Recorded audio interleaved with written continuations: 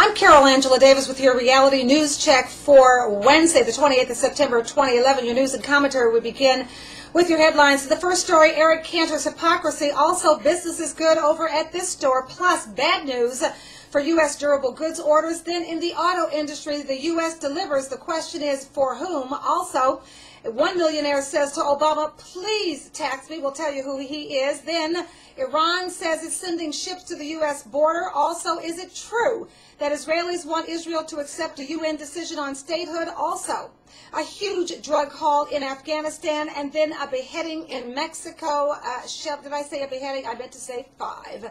Then why did Fox News include what's being called a hate group in the Republican presidential debate? And finally, Sarah Palin threatens to sue over that controversial book. We begin with House Majority Leader Eric Cantor, a Republican from Virginia.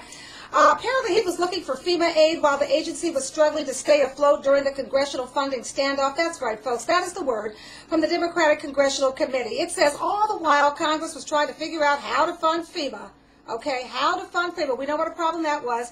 Since it was just about out of money, Eric Cantor was busy requesting a conference call to get updates for the disbursement of FEMA aid requested by Virginia Governor Bob McDonnell, of course a Republican, for his district, which was affected, of course, by the August 23rd East Coast earthquake. All right, so typical of Cantor. He's leading the charge to only fund FEMA if the funding is offset by cuts elsewhere, and at the same time making sure he gets what he needs for his district so he can get elected, reelected, and bully for everybody else. In businesses, we all know who's making money out there today. It is the Family Dollar stores, folks. Stock symbol FDO, reporting an 8% rise in profit for its fourth quarter, coming in above analyst expectations. We know it. We've all been there. Everybody's shopping there.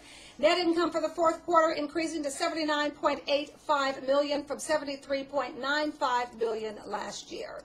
Then, as U.S. durable goods orders unexpectedly fell in August following a surge in July, we should tell you that U.S. durable goods orders fell. That is the word from the Commerce Department, and you should know durable goods are products that are not consumed or quickly disposed of and can be used for several years, okay?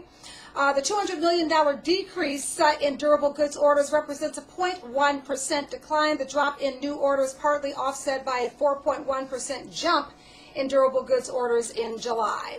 In the auto industry, folks, tough times for some Japanese automakers, many still being hurt by supply shortages following the devastating March earthquake and tsunami.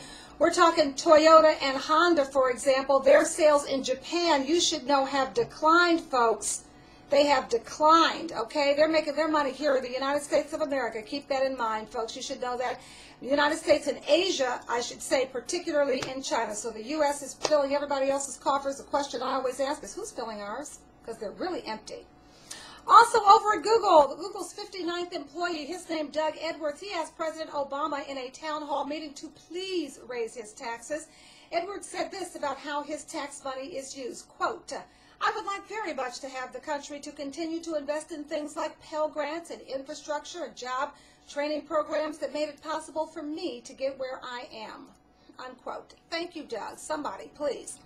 In international news, Iran says it's going to send ships near the Atlantic coast of the United States, a military source reportedly saying that Iran wants to establish a powerful presence near the marine borders of the U.S. In February, you should know, 2 Iranian Navy ships traversed the Suez Canal in the first such voyages by Iranian ships since 1979. In international news, the Jerusalem Post reporting that nearly 70% of Israelis believe that their country ought to accept Palestinian statehood if that is what the United Nations decides. That data coming from a Hebrew University of Jerusalem poll saying that if the UN recognizes a Palestinian state, Israel should accept the decision. Now, let's look on the Palestinian side. And in the same poll, and also done in conjunction with the Palestinian Center for Policy and Survey Research, Palestinians asked how Israel could be made to quit Palestinian lands. 37% said they favored nonviolent resistance, while 30% said direct negotiations with Israel were the way to go. Okay? From Afghanistan, Afghan and U.S.-led coalition troops destroyed drugs worth more than $350 million, folks. Also, 3 drug labs. It is believed to be Afghan's largest drug seizure in the past decade. The money from the drugs, what do you think they're used to do? You know what they're used to do. They're bankrolling attacks on Afghan and coalition forces. In crime news from Acapulco, okay, Mexico, Mexican police have found 5 severed heads. In front of a primary school.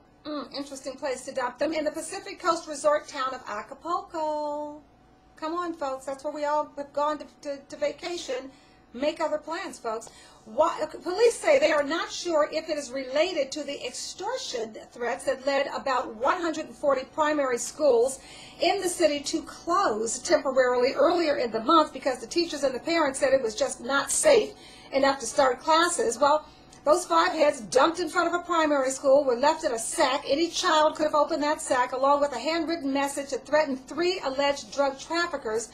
The heads all appear to be men, though we know those drug traffickers certainly have no problem killing women and children. In the race for the presidency 2012, looking at that last Republican presidential debate, nearly 20,000 questions from the American public reportedly submitted to Fox News for the presidential debate. Out of those, Fox chose the Federation for American Immigration Reform, called FAIR. That's the name, it's called FAIR.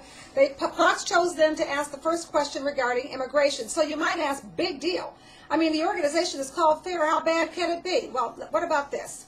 According to the Southern Poverty Law Center, the SPLC, which designates hate groups, FAIR will be included on its list of hate groups early next year. The SPLC says this of FAIR, and I quote, "Key staff members have ties to white supremacist groups. Some are members, and some have spoken at hate group functions. FAIR has accepted more than $1 million, folks, from a racist foundation devoted to studies of race and IQ. That doesn't sound too fair to me, okay? Finally, folks, Sarah Palin. Sarah Palin is threatening to sue over that controversial book, The Rogue, written by Joe McGinnis. I want to tell you that the operative word right now is threatening. She says those claims that she snorted cocaine, slept with Glenn Rice when he was a college basketball star, and had an affair with Todd Palin's business associate are false, she says. Well, one thing's for sure, if they are false, we are sure to see more than threats of a lawsuit, folks. I'll tell you, if those threats are false, we're going to see a lawsuit. So the question is, should we hold our breath for it, okay?